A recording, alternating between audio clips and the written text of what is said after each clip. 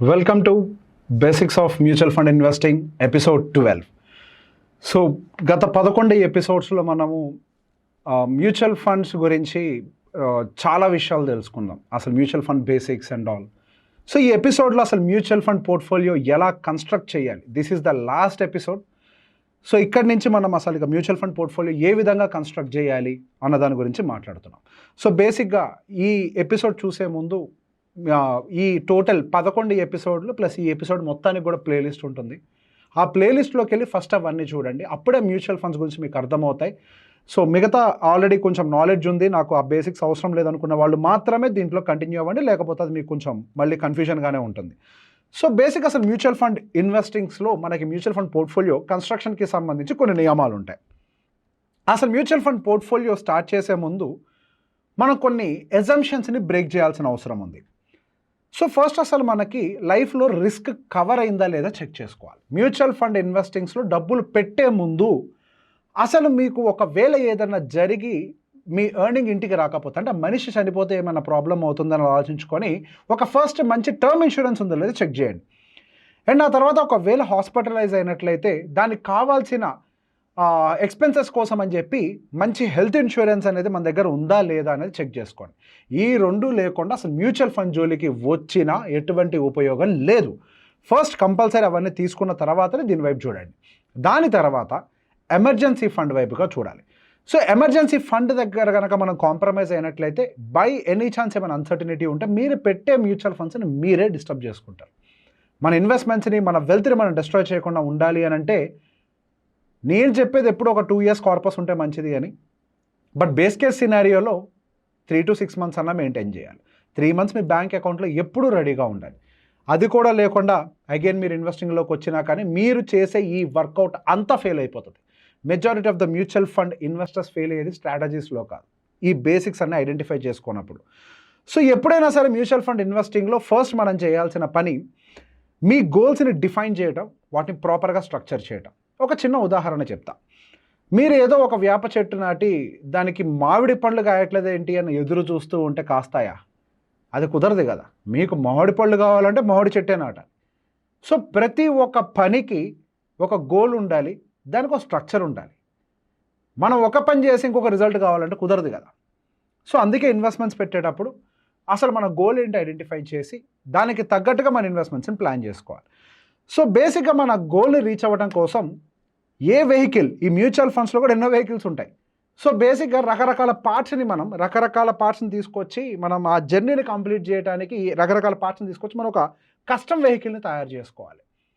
మనకి తెలిసింది small cap కదా, మనకు తెలిసింది మిడ్ క్యాప్ కదా అని చెప్పి మంది దాంట్లో పోతారంటే కుదరదు. అరే నాకు తెలిసింది ఎడ్ల బండి మీద పోవటమే, నేను తిరుపతి దాకా ఎడ్ల బండిలో పోతానంటే కుదరదు. ఇప్పుడు ఫ్లైట్స్ వచ్చాయి, ట్రైన్స్ వచ్చాయి, బస్సులు వచ్చాయి. మనకి ఏది కన్వీనియంటో, మనం ఎంత టైంలో చేరుకోవాలో, మన బడ్జెట్ ఏంటి, మనం వెళ్ళాల్సిన స్పీడ్ ఏంటి, అక్కడ మనకి ఏ టైం, ఇవన్నీ క్లబ్ చేసుకొని కదా ఒక డెసిషన్ తీసుకుంటాం.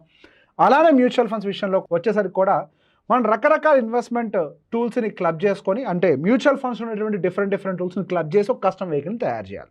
సో బేసిక్గా ఇక్కడ కొన్ని విషయాలని మనం బాగా గుర్తుపెట్టుకోవాల్సింది. సో మనము అసలు ఎంత మనీని ఇన్వెస్ట్ చేయాల్సిన అవసరం ఉంది అనే విషయం మనకు క్లారిటీ రావాలి అని అంటే ఫస్ట్ అసలు మన ఫైనల్ గోల్ వాల్యూ ఎంత ఐడెంటిఫై చేయాలి. నేను పలానా ఇల్లు కొనుక్కోవడం కోసం అని చెప్పి డబ్బులు దాచిపెట్టుకుంటున్నాను, ఒక క్లారిటీ ఉందనుకోండి. ఇప్పుడు ఆ ఇంటి విలువ ₹1 కోటి అయితే 10 సంవత్సరాల తర్వాత 2 కోట్ల ఒక ఎస్టిమేషన్ ఉంటుంది. సో దాన్నే ఫ్యూచర్ వాల్యూ అని అంటాం. దీనికి సంబంధించి మనం ఆల్రెడీ గత వీడియోస్లో మనం ఎక్స్ప్లెయిన్ చేసాం. ఫ్యూచర్ వాల్యూ, ప్రెజెంట్ వాల్యూ అంటే ఏంటో. ఫస్ట్ వాటిల్లోకి వెళ్ళి దాన్ని చదివితే, ఆ వీడియో వింటే మీకు ఇది కొంచెం క్లియర్గా అర్థమవుతుంది. So first how much money needed అనేది మనం ఐడెంటిఫై చేయాలి.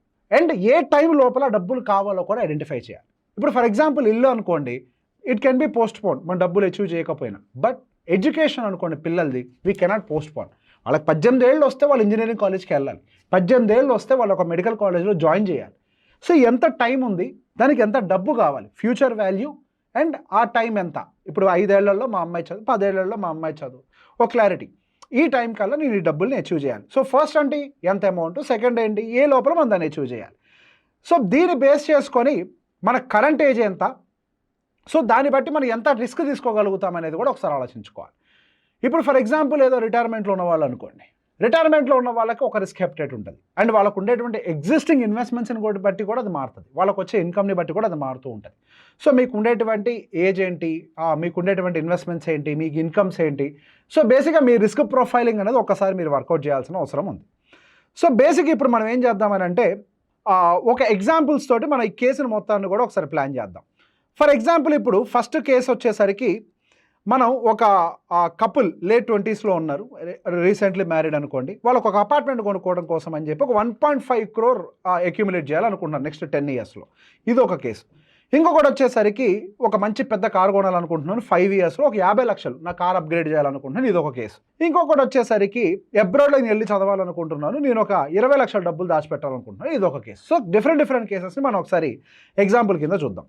సో ఇప్పుడు మనం ఏం చేయాలి, ఒక్కొక్క గోల్కి ఎటువంటి ఫండ్ కేటగిరీస్ మనం చూస్ చేయాల్సి ఉంటుంది, అండ్ మనం ఎంత సిఏజీఆర్ని ఎక్స్పెక్ట్ చేయాలి, అండ్ మనం ఎంతకాలం మినిమం దాన్ని హోల్డ్ చేయాలి. సో వీటన్నిటిని పారామీటర్స్ తోటి మనం ఒక స్మార్ట్ పోర్ట్ఫోలియో కన్స్ట్రక్షన్ అనేది మనం మొదలు పెడదాం.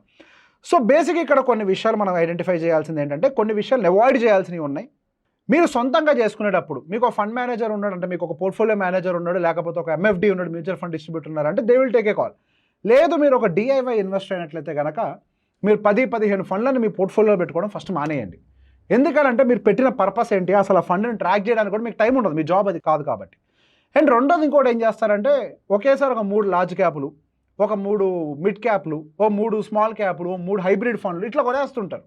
ఇది టూ మచ్గా డైవర్సిఫై అయిపోయి రావాల్సిన రిటర్న్స్ కూడా రావు.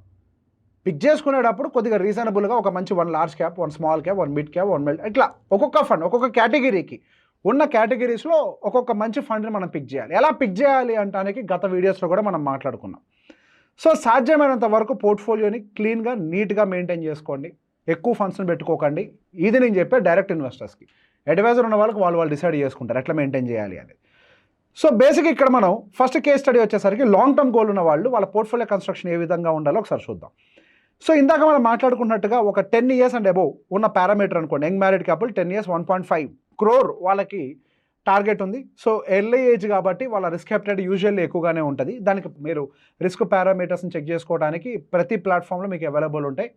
సో బేసిక్గా వాళ్ళ స్ట్రాటజీ వచ్చేసరికి 10 years పాటు వాళ్ళు మార్కెట్లో ఇన్వెస్ట్మెంట్ చేస్తూ ఉండాలి. బట్ యూజువల్గా 10 years టైం ఫ్రేమ్లో ఏం జరుగుతుంది అంటే, మార్కెట్ దాని యొక్క వాలటాలిటీని యూజువల్గా అబ్జర్వ్ చేసుకుంటుంది. మార్కెట్ పైకి వెళ్ళొచ్చు, మార్కెట్ కిందకి రావచ్చు, మార్కెట్ కన్సాలిడేట్ అవ్వచ్చు. సో యూజువల్గా మార్కెట్ అనేది కన్సాలిడేట్ అయినా, మార్కెట్ కింద పడ్డా, మార్కెట్ పైకి వెళ్ళినా కానీ దీని మొత్తాన్ని కూడా వాలటాలిటీ అంటాం కదా. ఈ వాలటాలిటీ మొత్తం కూడా యూజువల్లీ లాంగ్ టర్మ్ టైం ఫ్రేమ్లో మనకి అబ్జర్వ్ అయిపోతుంది. అందుకే మ్యూచువల్ ఫండ్స్లో లాంగ్ టర్మ్ అయితేనే 2 రాత్రి రావద్దని చెప్తూ ఉంటారు. షార్ట్ టర్మ్లో మార్కెట్ కింద ఉండొచ్చు, ఎటు పెరగకుండా కూడా ఉండొచ్చు. ఇదంతా చూస్తే ఇదేంటి మార్కెట్ ఇట్లుంది, పడుతుంది, భయాలు ఇవన్నీ వస్తూ ఉంటాయి. అరే నాకేమో పిల్లల పెళ్ళిళ్ళ దగ్గరకు వస్తే నేను డబ్బులు తీసుకొచ్చి ఇక్కడ పెట్టా. సో బేసిక్ ఇట్లాంటివన్నీ చేయకుండా లాంగ్ టర్మ్ పర్స్పెక్టివ్లో పెట్టుకున్నప్పుడు మనకి మార్కెట్ వాలటాలిటీ అనేది ఉంటుంది కాబట్టి ఇబ్బంది ఉండదు. సో ఎట్లాగో లాంగ్ టర్మ్ కాబట్టి మన ఫోకస్ అంతా కూడా మనం ఈక్విటీ బేస్డ్ మ్యూచువల్ ఫండ్స్ మీద పెట్టచ్చు. ఈ డెట్ బేస్డ్ మ్యూచువల్ ఫండ్స్తో పెద్ద ఎత్తున మనకు అవకాశం అయితే లేదు. అండ్ మోర్ ఎవర్ ఎర్లీ ఏజెస్లో ఉంటారు, లాంగ్ టర్మ్ కాబట్టి పెద్ద ఎత్తున ఇబ్బంది ఏం లేదు. సో బేసిక్ ఇక్కడ సాధ్యమైనంత వరకు డెట్ బేస్డ్ ఫండ్స్ని అయితే అవాయిడ్ చేయండి. కుదిరితే ఒక లార్జ్ క్యాప్, ఒక మిడ్ క్యాప్, ఇట్లా ఒక్కొక్క కేటగిరీ నుంచి ఒక్కొక్క ఫండ్కి మించి తీసుకోకుండా ఉండే ప్రయత్నం అయితే చేయండి. బేస్ కేస్ సినారియోలో మనకి ఒక 10% సిఏజీఆర్ తోటి ఒక 1.2 crore అచీవ్ అయ్యామని అనుకోండి. మనం అనుకున్నంత టార్గెట్ రీచ్ కాలేదు, మనం ఏదో 12%, 15% ఏదో అనుకున్నాం, కానీ అంత రాలేదు, ఏదో 7%, 10% తక్కువ వచ్చింది return. So even worst case సినారియోలో కూడా మనం 1.2 crore అచీవ్ అయినా, అప్పుడు 30 లక్షలు ఎంతో కొంత లోన్ తీసుకురైనా కానీ మనం అచీవ్ చేయగలుగుతాం. ఈవెన్ అంటే మ్యూచువల్ ఫండ్ అని అంటే దాన్ని రిటర్న్స్ తోటే కంపేర్ చేస్తూ ఉంటాం. సో బేసిక్గా మ్యూచువల్ ఫండ్స్ యొక్క పని కేవలం రిటర్న్స్ని డెలివర్ చేయడమే కాదు, మనం దాన్ని స్టేబుల్గా ఉండేలాగా కూడా డిజైన్ చేసుకోవాలి. మనం పెట్టేటువంటి ప్రతి ఒక్క పెట్టుబడికి ఒక పర్పస్ ఉంటుంది. ఏ పర్పస్తో పెట్టుబడులు పెడుతున్నాం? ఒక ఇల్లు కొనడానికో, పిల్లల్ని ఎడ్యుకేషన్కి పంపడానికో ఒక పర్పస్ తోటి. రిటర్న్స్ ఎందుకు అంటే రిటర్న్స్ వస్తాయి కాబట్టి నేను పెట్టుబడి పెడతాను అని అంటే you are going in a wrong way. So బేసిక్గా ప్రతి ఒక్క పెట్టుబడి, ఒక భూమి కొంటే మీకు క్లారిటీ ఉంది, భవిష్యత్తులో నా కోసం, నా బిడ్డ కోసం అని చెప్పి మాట్లాడుకుంటాను. In the same way mutual fund కూడా పర్పస్ ఉండాలి. ఎంత రిటర్న్ వస్తుందో అంత రానివ్వండి. మనం బేస్ కేస్ సినారియోలో మాట్లాడుతున్నాం. ఎంత తక్కువ వచ్చినా కానీ మనకు ఒక 1.2 crore ఇచ్చేది అనుకోండి, ఏమవుతుంది? ఆ పైన వచ్చేదాన్ని తీసుకొని వెళ్ళి మన అవసరమైతే లోన్ తీసుకోవచ్చు. సో బేసిక్గా ఇక్కడ ఇంకొక ఆస్పెక్ట్ మనం చూడాల్సింది ఏంటంటే risk mitigation. So the glide path strategy అని అంటారు దీన్ని. సో మనం రిస్క్ని మేనేజ్ చేయడం ఇక్కడ చాలా అవసరం. ఇప్పుడు ఫర్ ఎగ్జాంపుల్ మీరు 10 years పెట్టుకున్నారు, మీకు 8 years కల్లా మీకు గోల్ అచీవ్ అయిపోయింది అనుకోండి, మీకు కావాల్సిన డబ్బులు వచ్చేసాయి అనుకోండి, అరే ఇంకో 2 years టైం ఉంది కదా ఇంకా పెరుగుద్దేమో చూద్దాం అని చెప్పి మాత్రం వెయిట్ చేయకండి. మీ గోల్ దగ్గరకు వచ్చే టైంకి అది మార్కెట్ ఎక్కడుందో అక్కడి నుంచి మార్కెట్ పైన ఉందా కింద ఉందా మీకు అనవసరం. మీకు ఎంఎఫ్డి ఉంటే ఆయన ప్లాన్ చేసుకుంటాడు, ఒకవేళ ఎంఎఫ్డి లేకపోతే మీరు ప్లాన్ చేసుకున్నప్పుడు మాత్రం మీరు మార్కెట్ ఉన్నటువంటి కండిషన్తో సంబంధం లేకుండా మీ ఫండ్స్ని స్లోగా సేఫ్గార్డ్ చేయడం ప్రయారిటీ ఇవ్వండి. మీ డబ్బుల యొక్క పని పెరగటం కాదు, మీ అవసరాన్ని తీర్చడం. ఫస్ట్ ఈ విషయాన్ని అర్థం చేసుకోండి. మీ అవసరం తీరాలి కాబట్టి మార్కెట్ పొర్రపాటున కరెక్ట్గా మీరు ఇల్లు కొనే టైంకో లేకపోతే మీ గోల్ రీచ్ అయ్యే టైంకో కనుక మార్కెట్ పడ్డదే అనుకోండి, అది చాలా ఇబ్బందికరం. సో సాధ్యమైనంత వరకు 8th year దగ్గర నుంచి నిదానంగా మీ డబ్బుల్ని 2 సంవత్సరాల ముందు నుంచే మీ డబ్బుల్ని నిదానంగా డెట్ బేస్ మ్యూచువల్ ఫండ్స్లోకి షిఫ్ట్ చేసే ప్రయత్నం చేయండి. దాన్ని అంటే ఒకేసారి కాకుండా మంత్లీయో క్వార్టర్లీయో హాఫ్ ఇయర్లీయో ఒక ఎస్టీపీ మెథడ్లో పెట్టుకోండి. సో ఆటోమేటిక్గా మీ ఎమోషన్స్కి సంబంధం లేకుండా అదే స్లోగా ఇదైతూ ఉంటుంది. లిక్విడ్ బేస్ ఫండ్స్ లేకపోతే ఆల్ట్రా షార్ట్ టర్మ్ ఫండ్స్ ఇటువంటి వాటిల్లోకి మార్చుకునే ప్రయత్నం చేయండి. ఒకవేళ మిడ్ టర్మ్ గోల్ ఉన్న వాళ్ళు అనుకోండి, ఒక 8 years టైం ఫ్రేమ్ వాళ్ళకు ఉందనుకోండి. సో 8 years టైం ఫ్రేమ్ ఉంది, ఒక 25 lakhs డబ్బులు కావాలి అనుకుంటున్నప్పుడు మీరు ఈక్విటీ ప్లస్ డెట్ రెండింటిని కూడా పిక్ చేసుకోవడం అవసరం. పర్టికులర్గా పిల్లల చదువులు అన్నప్పుడు అసలు రిస్క్ చేయకండి. సాధ్యమైనంత వరకు అంటే 8 years టైం ఫ్రేమ్ కాబట్టి ఇక్కడ డెట్ ఎటువంటివి పిక్ చేయకూడదో చెప్తున్నాను. లిక్విడ్ ఓవర్నైట్ వద్దు, మనీ మార్కెట్ వద్దు, క్రెడిట్ రిస్క్ వద్దు, గిల్ట్ వద్దు, డ్యూరేషన్ 2 years కంటే తక్కువ ఉండేటువంటి ఫండ్స్ అయితే వద్దు. సో ఈ డెట్ బేస్ ఫండ్స్కి సంబంధించి ఎట్లా అనాలిసిస్ చేయాలో దానికి సపరేట్గా ఒక వీడియో ఉంది, దానికి ఒకసారి మీరు చూడండి. డెట్ బేస్ మ్యూచువల్ ఫండ్స్ అర్థమైతే ఇప్పుడు నేను చెప్పిన 2 years బిలో అనే ఫండ్ కేటగిరీ అంటే మీకు అర్థమైపోతుంది. కుదిరినంత వరకు short term duration fund, corporate bond funds లేకపోతే మనకి ఆర్బిట్రాజ్ ఫండ్స్ని సెలెక్ట్ చేసుకోండి డెట్ బేస్ వాటి కోసం. సో మీ మ్యూచువల్ ఫండ్ పోర్ట్ఫోలియోని ఈక్విటీ ప్లస్ డెట్ రెండింటి కాంబినేషన్లో పెట్టుకోండి. Hybrids, arbitrage and short term duration ఇవన్నీ ఒక 50% కేటగిరీ పెట్టుకున్న, లార్జ్ క్యాప్ కేటగిరీని ఒక 50% పెట్టుకోండి. అదేంటి అక్కడ రిటర్న్స్ తక్కువ వస్తాయి కదా, ఇట్లా పెట్టుకుంటే రిటర్న్స్ తక్కువ వస్తాయి కదా అని అంటే అవతల మనకి పిల్ల చదువులు ఇంపార్టెంట్. మనకి అక్కడ ఎడ్యుకేషన్ ఆగిపోతే మొత్తం ఆగిపోతుంది కాబట్టి మనకి ఇక్కడ రిస్క్ తీసుకోవడం కంటే డబ్బులు స్టేబుల్గా గ్రో చేయడం మోర్ ఇంపార్టెంట్. ఎఫ్డీ కంటే బెటర్గా వస్తుంది కదా, 50% లార్జ్ క్యాప్లో ఉంది, హైబ్రిడ్ ఫండ్స్ ఉన్నాయి. సో డెఫినెట్గా ఎఫ్డీ కంటే బెటర్గా వస్తుంది. అండ్ మోర్ ఓవర్ ఎఫ్డీలో పెట్టుకుంటే మీరు ఇన్కమ్ ట్యాక్స్ పే చేయాల్సి ఉంటుంది, ఇన్కమ్ ట్యాక్స్లోకి వస్తుంది. కావాలంటే దాని మీద సపరేట్ వీడియో చేస్తాను. వేరేస్ మనకి ఈ కేటగిరీ ఇట్లా పోయినామనంటే మాత్రం మనకి దాదాపుగా లాంగ్ టర్మ్ క్యాపిటల్ గెయిన్స్ కేటగిరీలోకి వెళ్ళిపోతాం కాబట్టి యూజువల్లీ రిస్క్ తక్కువ ట్యాక్సెస్ పే చేస్తూ ఉంటాం. వర్స్ట్ కేస్ సినారియోలో 7% వచ్చినా నష్టం లేదు, అంటే ఎఫ్డీ లాగా రిటర్న్ వచ్చినా కానీ మనకి ఎటువంటి నష్టం లేదు. బేసిక్గా మనకి 7% వస్తుంది అనేది కాదు పాయింట్, నేను బేస్ కేస్ సినారియోస్లో మాట్లాడుతున్నాను. 10 రానివ్వండి, 7 రానివ్వండి, 8 రానివ్వండి. సో బేసిక్గా ఇక్కడ మనం సెక్యూర్డ్ వేలో వెళ్ళినప్పుడు మనకి ఎఫ్డీ కంటే బెటర్ రిటర్న్స్ తోటి మన టార్గెట్ని అచీవ్ చేయగలుగుతాం.